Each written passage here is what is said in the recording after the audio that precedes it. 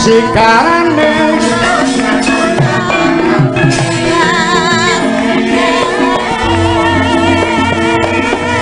ya ngono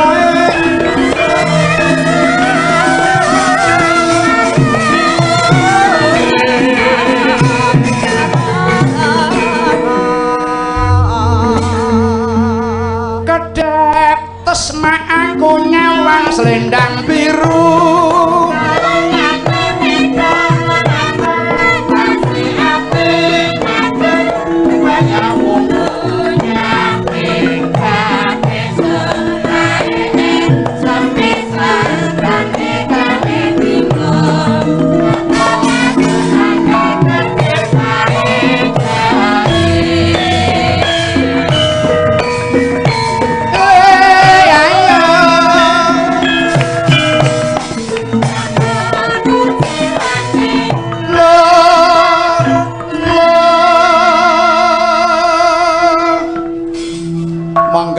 tanduk Mbak Dewi nano nano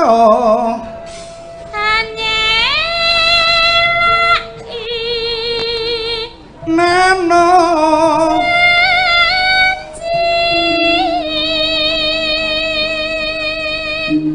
selendang biru selendang biru selendang biru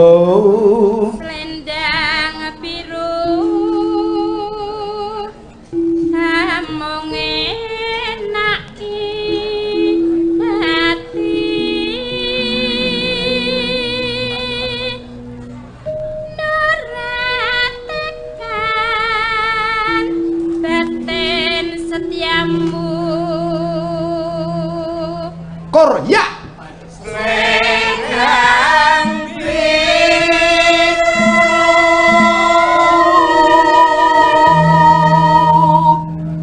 tatapan janjimu selendang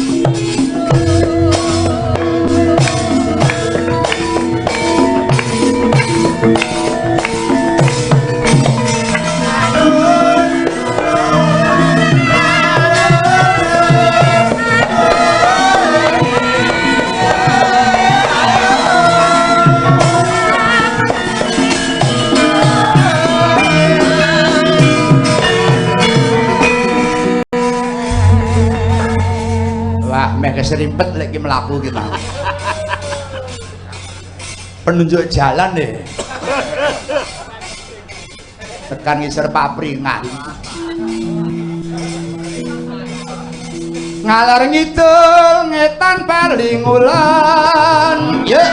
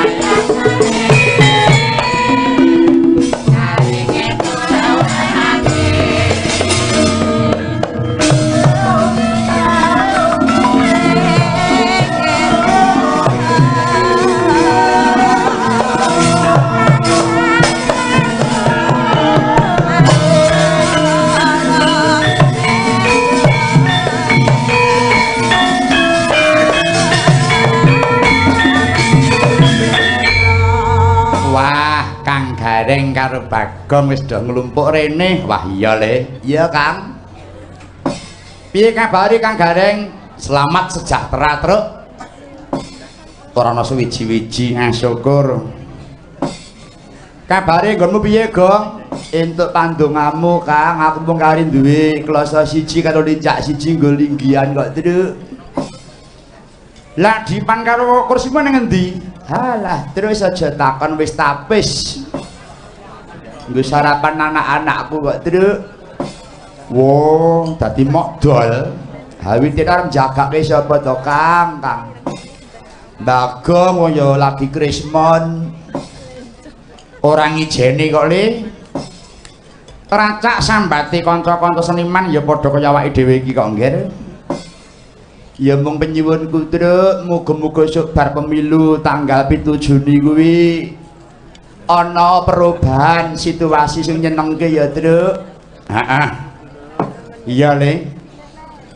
Mula kang mengkono pemilu sing diangkas tanggal 7 Juni tahun 99 iki kudu disuksesake. Kudu luber, kudu jujur, kudu adil lan kudu demokratis, Gong. Ya. Jangan sampai ada rekayasa sing menjurus gawe pituna marang para siji lan sijine. Kudune ngono kok, Kang. Ha iya. Marko iki gawe lembaran anyar, Gong. Ha iya. Lah kaya aku sing mben ki milih sapa penak ya, Truk. Ayo sak karepmu kok takon aku. Niatmu ki arep milih gambar apa? Wong 48 gambare coba. Manut karo ati sucimu, Kang Gareng. Manut karo ati nuranimu, Gong. Iya, Kang. Iya. Saiki ki ora ana paksaan ki ora ana, ya ta? Kowe kudu milih aku ngono ki ora main saiki iki. Wah, iya. Lah aja to kowe sing wong rakyat lumrah, Kang Gareng. Sedeng sing jeneng pegawai negeri wae netral kok saiki. Bebas milih, Reng.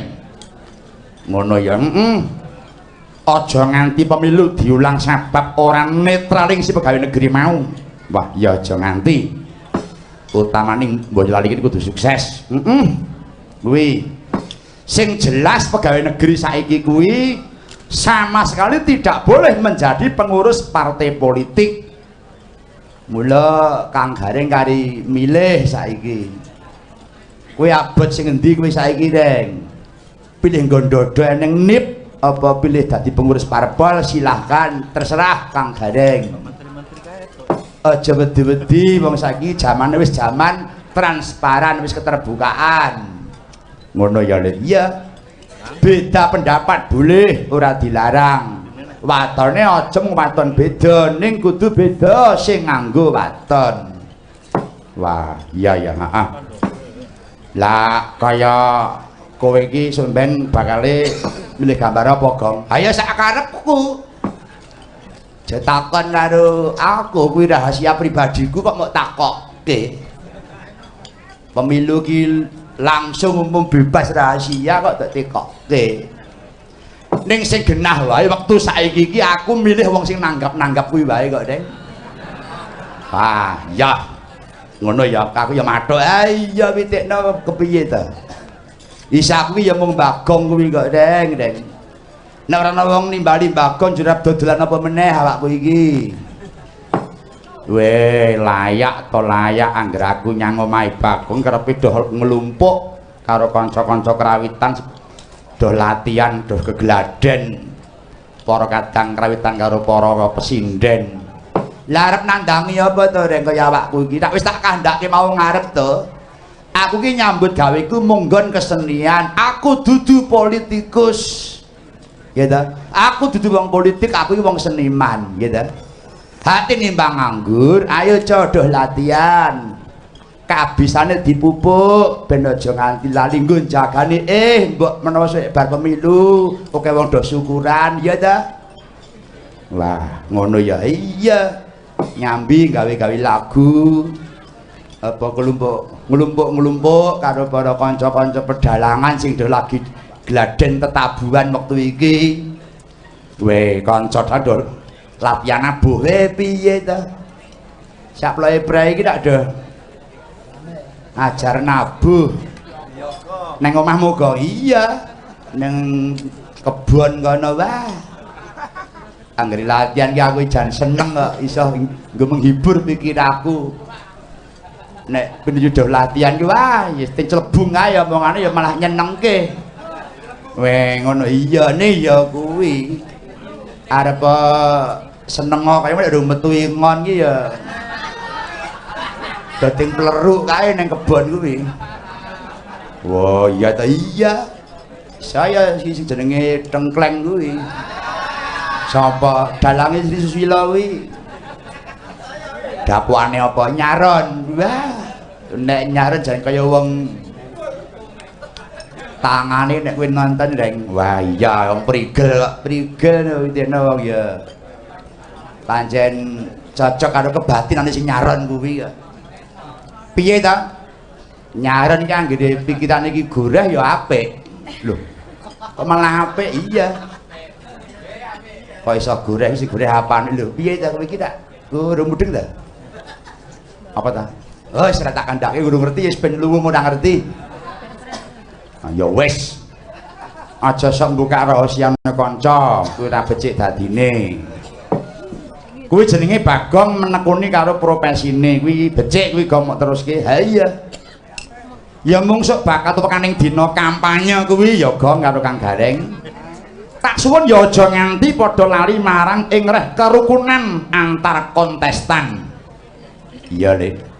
Aku ora maido sing jeneng kampanye kuwi suhu ki rada anget ki ora maido.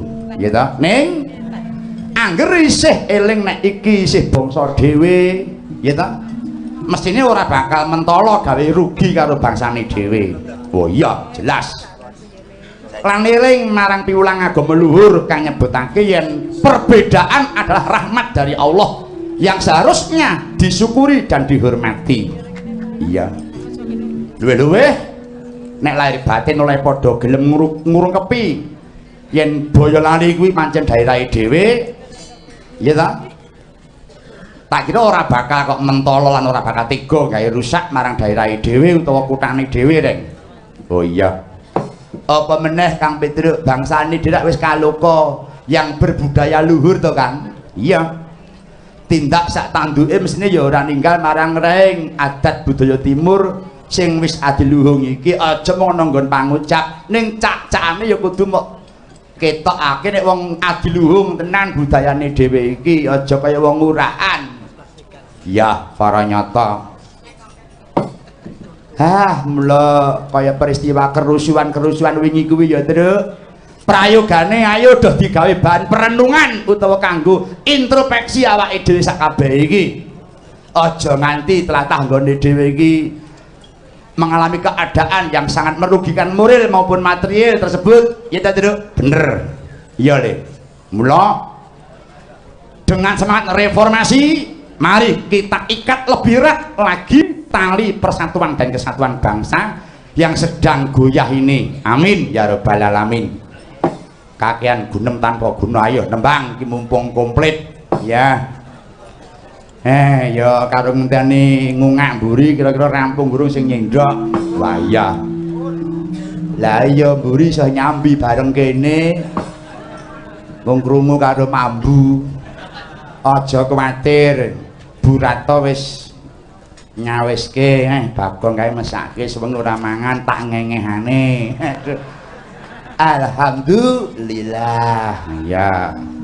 Wah, ora kok jeneng Merada ki ora. Bapak Haji Surato ki nampa nugraning Gusti ora mung dirasake awake dhewe sak keluarga nanging ya warata marang tangga teparo. Wis dadi nadare Bapak Haji Surato sak dasar antuk nugraning Gusti arep nyenengke marang tangga teparo wujude wayangan kaya bengi iki.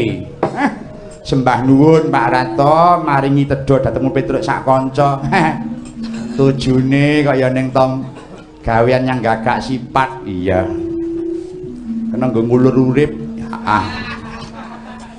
Wah, iki pesindene komplit. Para kanca-kanca wira swara ya